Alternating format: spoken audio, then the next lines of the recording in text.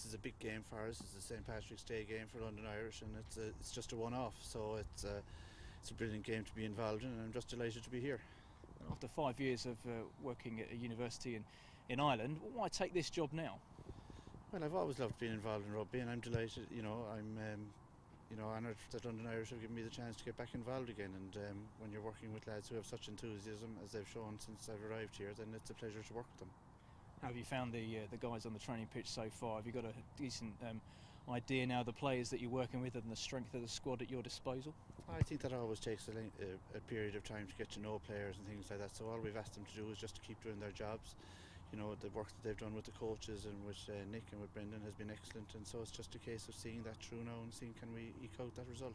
You say you haven't looked much beyond that game on Saturday, so talk us through that game in particular. What kind of challenge to Gloucester possess, and what weapons have you got at your disposal to get a win on the board? Well, I think that Gloucester attack you from all positions on the pitch, and they're an excellent side, and it's just a huge challenge for us, and it's one that we're looking forward to. But we're not going to give away anything as to what we're going to try and do. We're just going to play the best game we can, as which Gloucester are going to do, and hopefully we'll have a good game of rugby. You talk about how special this club is and the atmosphere around it with your experience internationally and domestically. How much do you hope you can tap into from that experience to really make a difference here at the club? Well, all you can do is just add in a little bit.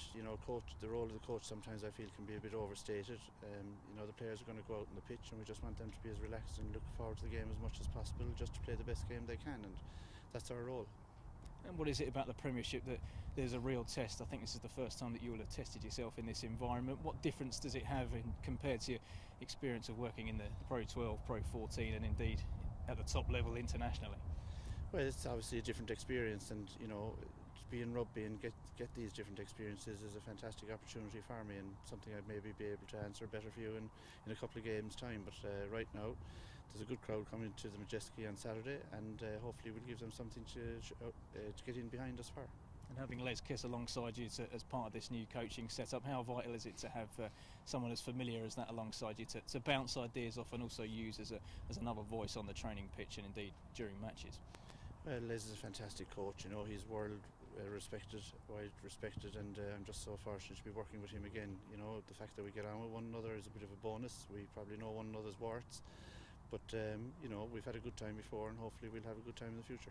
And finally from me, until as recently as last Saturday, you were the last man to lead Ireland to a Six Nations Grand Slam. How disappointed are you that you've lost that title? But on the flip side of it, how much admiration, I suppose, have you got for that Ireland side and the achievement that they made? I think Ireland were excellent, and they have been all year long, and the best team in the competition by far. And they're a good bunch of lads. Some of them have had to do the hard yards to get to where they wanted to go, so I was delighted for them. Great management team behind them, so I couldn't be happier really.